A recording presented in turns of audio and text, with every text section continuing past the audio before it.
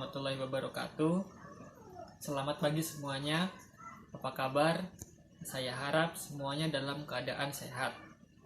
Nah, pada pertemuan mata pelajaran komputer dan jaringan dasar hari ini, kita akan membahas materi tentang sistem operasi.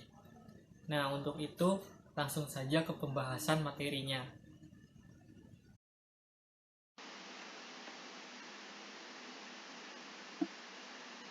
Ya, pada hari ini kita akan membahas materi tentang sistem operasi. Yang pertama itu ada pengertian sistem operasi.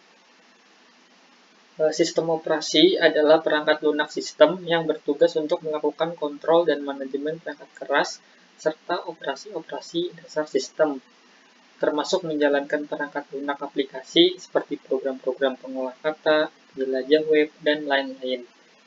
Jadi di sini pengertian sistem operasi itu untuk mengatur semua sistem yang bertugas untuk mengontrol dan memanajemen perangkat keras serta operasi-operasi dasar sistem yang ada di komputer. Nah, yang selanjutnya ada jenis-jenis sistem operasi. Yang pertama itu ada DOS atau Disk Operating System. Yang kedua ada Windows. Yang ketiga ada Macintosh dan yang keempat ada Unix. Selanjutnya ada tujuan sistem operasi.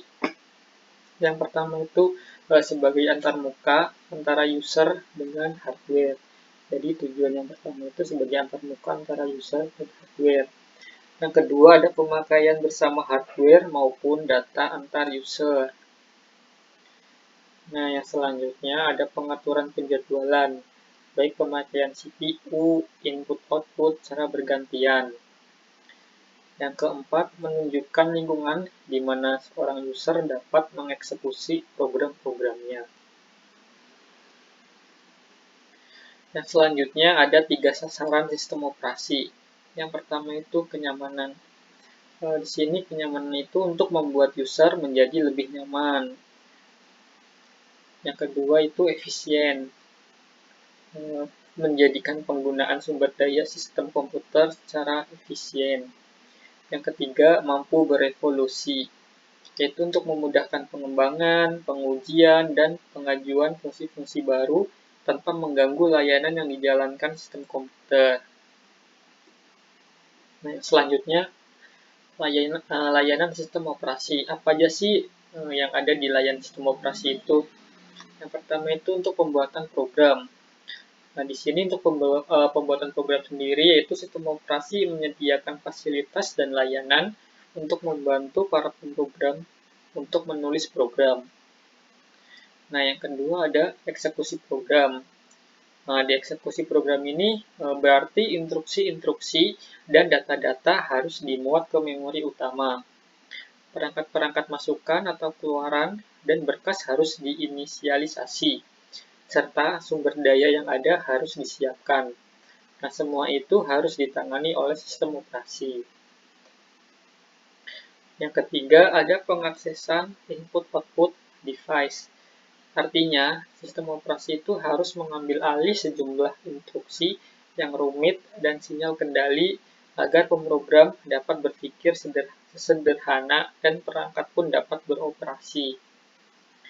Nah, yang keempat itu ada pengaksesan terkendali terhadap berkas, yang artinya disediakannya mekanisme proteksi terhadap berkas untuk mengendalikan pengaksesan terhadap berkas. Nah, yang kelima itu ada pengaksesan sistem, artinya pada pengaksesan digunakan bersama atau share system. Yang selanjutnya itu ada fungsi sistem operasi. Yang pertama, pengendalian akses terhadap berbagai perangkat keras yang terhubung ke komputer atau manajemen perangkat keras. Yang kedua, fungsinya yaitu pengelolaan file dan folder atau manajemen file dan folder. Yang ketiga, penyediaan user interface sebagai jembatan antara user dengan perangkat keras komputer atau manajemen interaksi user. Dan yang keempat, ada pengelolaan aplikasi user atau manajemen aplikasi. Nah, selanjutnya di sini ada gambar fungsi sistem operasi. Nah, dari gambar ini bisa kita lihat kalau sistem operasi itu berfungsi untuk mengatur semua perangkat yang ada di komputer, baik itu monitor, keyboard, printer, mouse, disk drive, dan aplikasi. Nah, semuanya itu diatur oleh operasi sistem.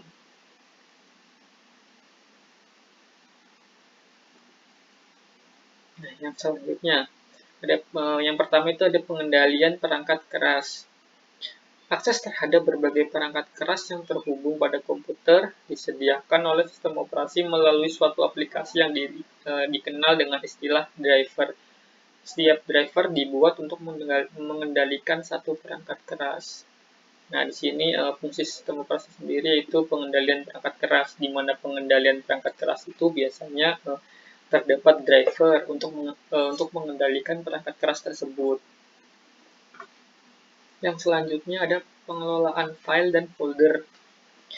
Nah, hal ini dimungkinkan oleh sistem operasi karena pada saat instalasi sistem operasi ada proses format untuk hard disk. Nah, melalui proses tersebut, ruang hard disk akan ditata sedemikian rupa sehingga memiliki blok-blok tertentu untuk menyimpan file. Proses ini mirip seperti penempatan rak-rak pada ruangan kosong untuk diisi buku-buku nantinya. Sebuah file adalah kumpulan blok yang saling terkait dan memiliki sebuah nama. Folder merupakan sebuah penampung yang dapat berisi file-file ataupun subfolder lainnya. Setiap file-file yang terkait dengan program komputer ditempatkan dalam folder tersendiri untuk memudahkan pencarian file. Yang ketiga ada manajemen interaksi. Nah, di sini tuh ada Command Line Interface atau CLI. Interaksi user dengan sistem dilakukan dengan mengetikkan serangkaian kalimat perintah untuk dikerjakan oleh komputer. Nah, di command line sendiri itu kita hanya bisa mengetik kalimat-kalimat perintah atau instruksi. Nah, di sini ada tampilan aplikasi dengan CLI di Linux Ubuntu. Nah, ini salah satu contoh gambar tampilan command line yang ada di sistem operasi Linux, yaitu Ubuntu. Jadi ini salah satu contoh gambarnya. Yang selanjutnya, nah kalau yang ini tuh tampilan command line yang ada di Windows. Jadi beda ya, yang ini di Linux, nah dan ini di Windows. Nah di sini tuh kita hanya bisa mengetikkan perintah-perintah ataupun instruksi. Jadi cuma bisa mengetikkan perintah dan instruksi. Nah, yang selanjutnya di sini ada Graphical User Interface atau GUI. Nah, di sini itu interaksi user dilakukan melalui sekumpulan menu dan icon yang dapat dipilih oleh user untuk memberikan berbagai perintah ke komputer. Nah, jadi bedanya command line atau CLI sama GUI atau Graphical User Interface. Jadi kalau di CLI itu hanya dapat mengetikkan perintah-perintah atau instruksi.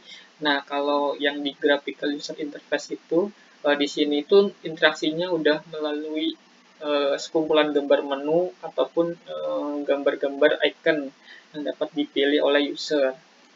Jadi bedanya itu. Nah, ini contoh tampilan GUI di sistem operasi Windows. Nah, ini jadi tampilan-tampilan ada tampilan-tampilan icon di bawah sini. Ini adalah sekumpulan icon-icon yang ada di sistem operasi Windows.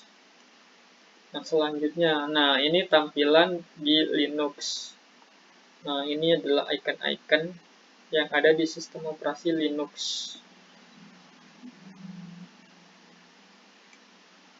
Yang selanjutnya ada manajemen aplikasi. Nah, fungsi dari manajemen pada aplikasi user ini dapat meliputi yang pertama itu install. Nah, proses menempatkan file-file program pada sistem komputer termasuk konfigurasi program tersebut. Nah, di sini untuk install seperti mungkin install aplikasi, install game, ataupun install program-program yang lain. Dan fungsi install itu menempatkan ataupun menambahkan file-file program pada sistem komputer. Dan selanjutnya ada uninstall, proses untuk menghapus file-file program beserta konfigurasi dari komputer. Nah, kalau teman-teman mau menghapus file ataupun menghapus program, itu bisa menggunakan uninstall. Dan selanjutnya ada update ataupun upgrade, proses untuk memperbarui file-file dari program yang telah terinstall. Nah, jadi mungkin teman-teman semisal ada aplikasi lama nih, aplikasi versi lama, dan sekarang udah ada aplikasi yang versi terbarunya nih, mungkin teman-teman bisa diupdate ataupun diupgrade. Nah, jadi untuk memperbarui file-file dari yang lama ke yang baru itu namanya update ataupun upgrade. Yang selanjutnya ada kemampuan lain sistem operasi.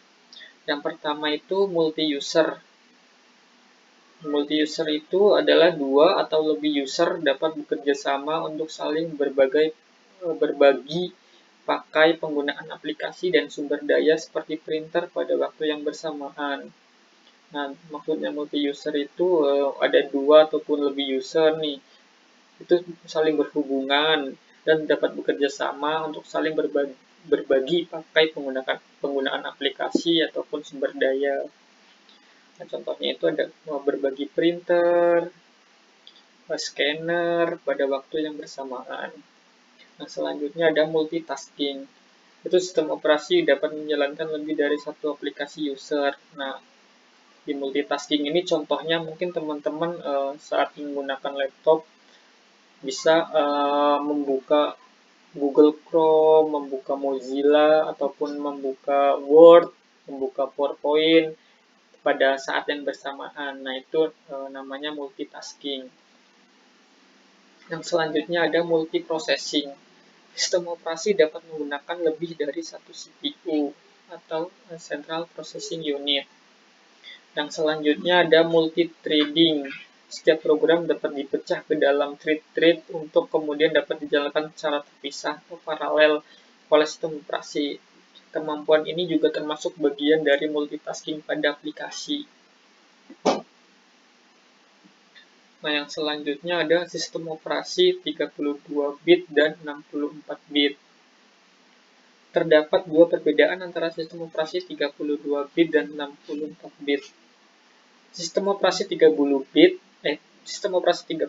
bit hanya mampu menerima RAM maksimal 4 GB. Sedangkan sistem operasi 64 bit mampu menggunakan lebih dari 128 GB RAM. Nah, jadi bedanya 32 itu maksimal RAM-nya hanya 4 GB. Sedangkan kalau yang 64 bit itu maksimal RAM-nya itu bisa lebih dari 128 GB. Nah, selanjutnya ada manajemen memori dari sistem 64 bit juga lebih baik sehingga mampu menjalankan proses pada aplikasi lebih cepat. Nah, di sini di manajemen memorinya di sistem operasi 64 bit itu lebih cepat dibandingkan dengan yang 32 bit.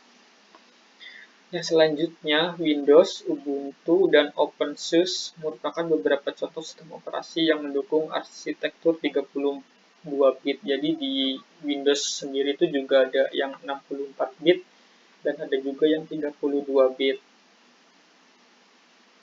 Yang selanjutnya ada berdasarkan penggunaan sistem operasi desktop yang banyak digunakan di kantor-kantor, small office atau home office dengan jumlah user yang sedikit. Nah, sistem operasi jaringan atau Network Operating System atau NOS didesain untuk dapat melayani user dalam jumlah besar untuk berbagai keperluan dan banyak digunakan pada perusahaan berskala besar. Nah, yang selanjutnya ada sistem operasi desktop. Karakteristiknya di sini yang pertama mendukung penggunaan oleh satu orang user. Nah, di sistem operasi desktop ini bisa lebih dari satu user ya untuk penggunaannya. Yang kedua, berbagi file dan folder dalam jaringan kecil dengan keamanan minimal.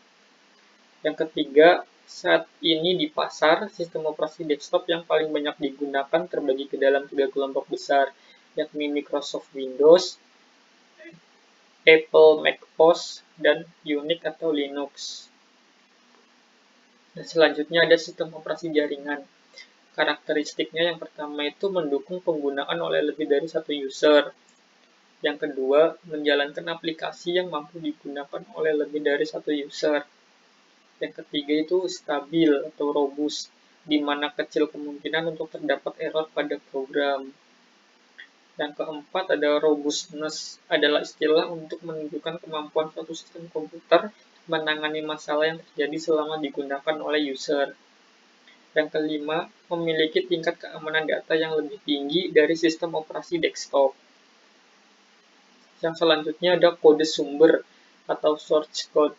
Yang pertama itu ada sistem operasi closed source atau proprietary. Sistem operasi proprietary merupakan sistem operasi yang dikembangkan secara internal oleh seseorang, perkumpulan, ataupun perusahaan. Sistem operasi yang tergolong proprietary ini adalah Windows dan macOS. Nah, yang kedua ada sistem operasi open source atau terbuka. Sistem operasi terbuka merupakan sistem operasi yang kode programnya dibuka untuk umum sehingga dapat dikembangkan oleh yang lainnya. Sistem operasi yang termasuk terbuka adalah Unix, Linux, dan turunannya. Nah, jadi bedanya open source dengan closed source adalah kalau closed source itu kita nggak bisa mengembangkan sistem operasi tersebut. Karena sistem operasi itu hanya dikembangkan secara internal oleh seseorang, perkumpulan, ataupun perusahaan. Jadi kita nggak bisa mengembangkan sistem operasi tersebut. Nah, sedangkan yang open source atau terbuka, nah sistem operasinya itu kita bisa mengembangkan sistem operasinya itu. Jadi bedanya kalau yang open source kita bisa mengembangkan sistem operasinya itu. Nah, kalau yang closed source kita tidak bisa mengembangkan sistem operasi tersebut. Linux sendiri memiliki banyak varian seperti Debian, Slackware, Red Hat, dan SUSE. Varian ini lebih dikenal dengan nama distro. Nah, sekian penjelasan materi pada hari ini. Jika teman-teman ingin mengajukan pertanyaan, nanti teman-teman bisa bertanya di Google Classroom. Dan di sini juga saya akan memberikan tugas. Nanti tugasnya saya upload di Google Classroom. Nah, sekian dari saya, kurang lebihnya mohon maaf. Assalamualaikum warahmatullahi wabarakatuh.